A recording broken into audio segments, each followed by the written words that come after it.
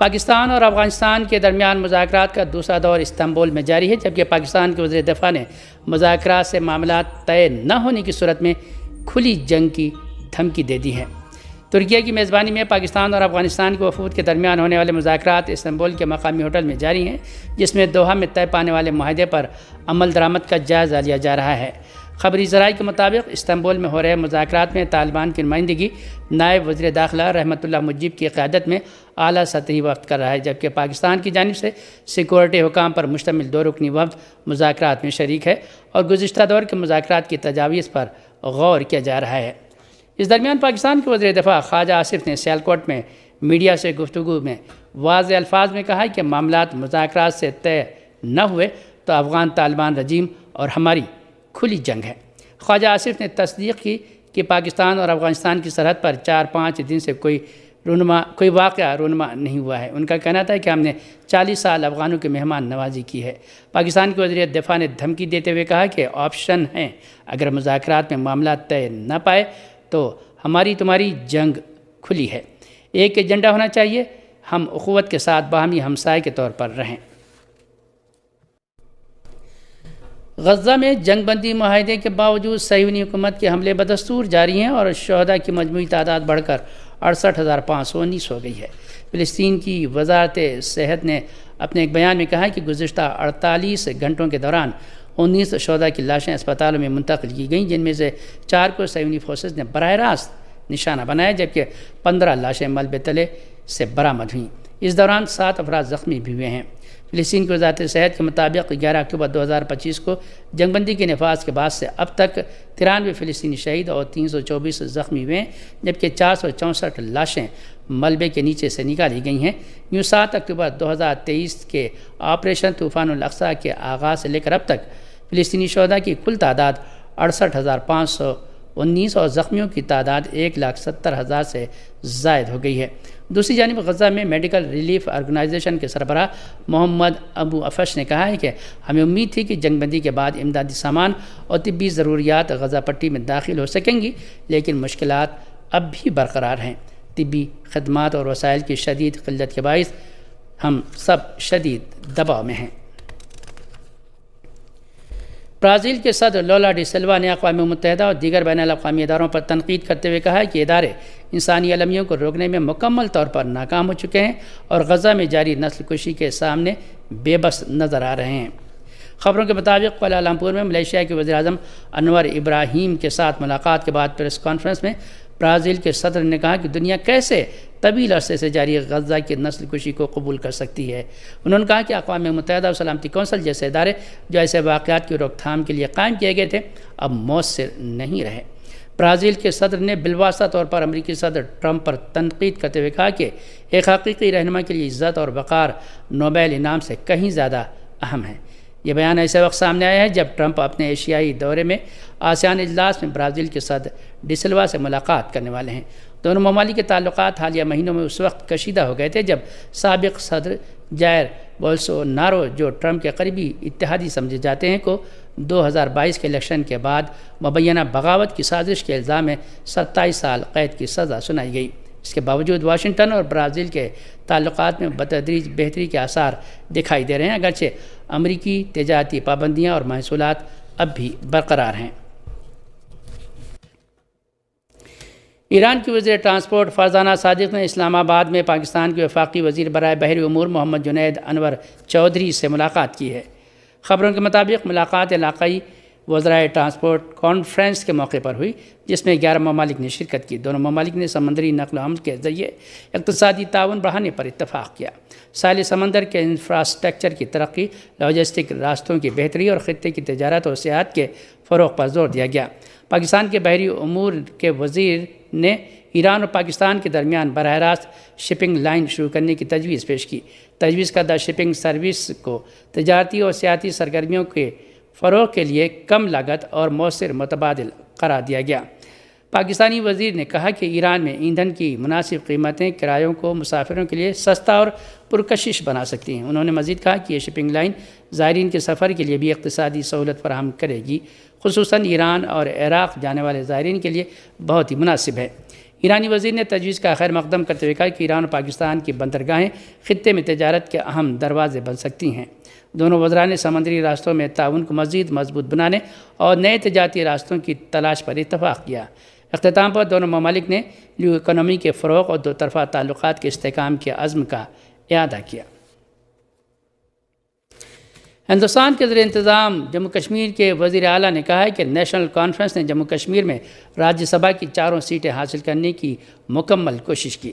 ہندوستان کے زیر انتظام جموں کشمیر کے وزیر اعلیٰ عمر عبداللہ نے نمائندگانوں کے ساتھ بات چیت میں کہا کہ نیشنل کانفرنس نے جموں کشمیر میں راجیہ سبھا کی 4 سیٹیں حاصل کرنے کی مکمل کوشش کی، لیکن آخری مرحلے پر کچھ جگہوں پر دھوکہ دے دیا گیا۔ انہوں نے کہا کہ راجیہ سبھا سیٹوں میں 3-1 پر کسی کو شکایت نہیں ہونی چاہیے۔ عمر عبداللہ نے مزید کہا کہ جن لوگوں نے دھوکہ دیا ان کے نام سے تقریباً سبھی لوگ واقف ہیں، میں ان کو دہرانا نہیں چاہتا۔ جموں کشمیر کے وزیر اعلیٰ عمر عبداللہ نے کانگریس، PDP اور دوسرے ان تمام ارکان کا شکریہ ادا کیا جنہوں نے نیشنل کانفرنس کے حق میں ووٹ ڈالے، لیکن جنہوں نے آخری مرحلے پر دھوکہ دیا اس پر مجھے بے حد افسوس ہے۔ جموں کشمیر کے وزیر اعلیٰ نے مزید کہا کہ مجھے بہت زیادہ اطمینان ہے کہ نیشنل کانفرنس کا ایک ووٹ بھی ضائع نہیں ہوا ہے۔ ایران، روس اور چین نے IAEA کے سربراہ کو مشترکہ خط لکھا جس میں اقوام متحدہ کی قرارداد پر مشترکہ موقف اختیار کیا گیا ہے۔ خبروں کے مطابق ایران، روس اور چین کے نمائندوں نے بین الاقوامی ایٹمی توانائی ایجنسی کے ڈائریکٹر رافائل گروسی کے نام ایک مشترکہ خط میں کہا ہے کہ سلامتی کونسل کی قرارداد 2231 کی تمام شقیں 18 اکتوبر کو اپنی مدت مکمل کر چکی ہیں، لہذا اس کے تحت ایران کی جوہری سرگرمیوں پر نگرانی اور رپورٹنگ کا سلسلہ ختم سمجھا جائے۔ ایران کے نائب وزیر خارجہ کاظم غریب آبادی کے مطابق اقدام تینوں ملکوں کی مشترکہ سفارتی کوششوں کا حصہ ہے۔ وزیر کہ اس سے قبل روس، چین اور ایران نے اقوام متحدہ کے سیکرٹری جنرل اور سلامتی کونسل کے صدر کو بھی ایک خط بھیجا تھا جس میں قرارداد 2231 کے خاتمے سے متعلق باضابطہ اطلاع دی گئی تھی۔ ایران کے نائب وزیر خارجہ کاظم غریب آبادی نے کہا کہ خط میں برطانیہ، فرانس اور جرمنی کی جانب سے اسنیپ بیک میکانزم کو فعال کرنے کی کوشش کو غیر قانونی اور ناقابل قبول قرار دیا گیا ہے۔ اس مشترکہ خط میں IAEA کے بورڈ آف گورنرز کی 15 دسمبر 2015 کی قرارداد کی شق نمبر 14 کا حوالہ دیتے ہوئے کہا گیا ہے کہ ایران سے متعلق معاملہ زیادہ سے زیادہ 10 سال تک یا جامع رپورٹ کی اشاعت تک ایجنڈے میں شامل ہو سکتا ہے، اس لیے 18 اکتوبر کے بعد یہ نقطہ خود بخود ختم ہو چکا ہے۔ آسیان ملکوں کا 3 روزہ سربراہ اجلاس آج ملائیشیا کے دارالحکومت کوالالمپور میں شروع ہوگا۔ 20 سے زائد ملکوں کے عالمی رہنما اجلاس میں شرکت کریں گے۔ فلسطینی پناہ گزینوں کے بارے میں اقوام متحدہ کے امدادی ادارے نے غزہ کے لیے بلا تعطل انسانی امداد کی فراہمی کا انتباہ جاری کیا ہے۔ سوشل میڈیا ایکس پر ایک پوسٹ میں عالمی ادارے نے کہا کہ غزہ میں بے گھر فلسطینی خاندانوں کے لیے اردن اور مصر میں گوداموں میں موسم سرما کے حوالے سے امدادی سامان موجود ہے، تاہم غزہ کے لیے اس کی فراہمی کو روکا جا رہا ہے۔ بھارت میں 2 آسٹریلوی خواتین کرکٹر کو اندور میں ایک ہوٹل میں جاتے ہوئے ہراساں کیا گیا ہے۔ اس واقعے سے کرکٹ ٹورنامنٹ کے لیے کیے گئے سیکیورٹی انتظامات پر نئے سرے سے تشویش پیدا ہو گئی ہے۔ مدھیہ پردیش کانگریس کے صدر جیتو پٹواری نے اس واقعے کو بھارت کے لیے باعث شرم قرار دیا ہے۔ بحرین میں تیسرے ایشین یوتھ گیمز میں والی بال کا کوارٹر فائنل آج منامہ میں پاکستان اور چین کے درمیان کھیلا جائے گا۔ میچ دوپہر 1:30 پر شروع ہوگا۔ خواتین کے ICC عالمی کرکٹ کپ میں آج 2 میچ کھیلے جائیں گے۔ پہلا میچ انگلینڈ اور نیوزی لینڈ کے درمیان وشاکھاپٹنم میں کھیلا جائے گا۔ میچ صبح 10:30 بجے شروع ہوگا۔ دوسرا میچ بنگلہ دیش اور بھارت کے درمیان DY پٹیل میں ہوگا۔ میچ دوپہر 2:30 بجے شروع ہوگا۔ موسم۔ محکمہ موسمیات کی پیشگوئی کے مطابق آئندہ 12 گھنٹوں کے دوران ملک کے بیشتر حصوں میں موسم زیادہ تر خشک رہنے کا امکان ہے، تاہم پہاڑی علاقوں میں صبح اور رات کے اوقات میں موسم سرد رہے گا۔ آج صبح ریکارڈ کیا گیا بعض شہروں کا درجہ حرارت: اسلام آباد اور Muzaffarabad 13 degree centigrade, Lahore 20، Karachi 24، Peshawar 16، Quetta 11، Gilgit 6 اور Murree 9 degree centigrade. Srinagar, Leh, Anantnag اور بارہمولہ میں موسم سرد اور خشک رہنے کا امکان ہے، جبکہ پلوامہ اور شوپیاں میں مطلع جزوی طور پر ابرآلود اور سرد اور جموں میں موسم خشک رہنے کی توقع ہے۔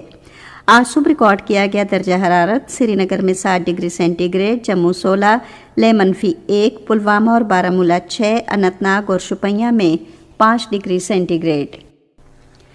پاکستان اور ایران نے اقتصادی تعاون اور علاقائی روابط کو مزید گہرا کرنے کے عزم کا اعادہ کرتے ہوئے دونوں ممالک کے درمیان سرحدی تجارت اور رسد میں رکاوٹ پیدا کرنے والے مسائل کے حل کے لیے ایک مشترکہ کمیٹی بنانے پر اتفاق کیا ہے۔ وزیر مواصلات عبدالعلیم خان اور شاہراہوں اور شہری ترقی کی ایرانی وزیر فرزانہ صادق کے درمیان یہ اتفاق رائے اسلام آباد میں ملاقات کے دوران ہوا۔ عبدالعلیم خان نے اس بات پر زور دیا کہ پاکستان علاقائی تجارت اور رابطوں میں سہولت فراہم کرنے کے لیے پرعزم ہے۔ فرزانہ صادق نے ایران کی طرف سے چابہار اور گوادر بندرگاہوں کے ذریعے سمندری امور کے شعبے میں تعاون کو وسعت دینے کی خواہش کا اظہار کیا۔ پاکستان اور ترکی نے دو طرفہ تعاون میں اضافے، علاقائی رابطوں کو بڑھانے اور ریلوے کے شعبے میں اشتراک کو فروغ دینے کے عزم کا اعادہ کیا ہے۔ یہ عزم اسلام آباد میں علاقائی ٹرانسپورٹ کی وزراء کانفرنس کے موقع پر وفاقی وزیر ریلوے حنیف عباسی اور ترکی کے وزیر ٹرانسپورٹ اور انفراسٹرکچر عبدالقادر یورولوگو کے درمیان ملاقات میں دہرایا گیا۔ ملاقات کے دوران فریقین نے انجینئرنگ کے شعبے میں تعاون کو بڑھانے، ٹیکنالوجی کی منتقلی اور پیشہ ورانہ تربیت کے امور پر تبادلہ خیال کیا۔ انہوں نے تجارتی راہداریوں کے قیام، سمندری بندرگاہوں کے رابطوں کو بہتر بنانے اور جدید علاقائی ٹرانسپورٹ نیٹ ورک تیار کرنے کا بھی جائزہ لیا۔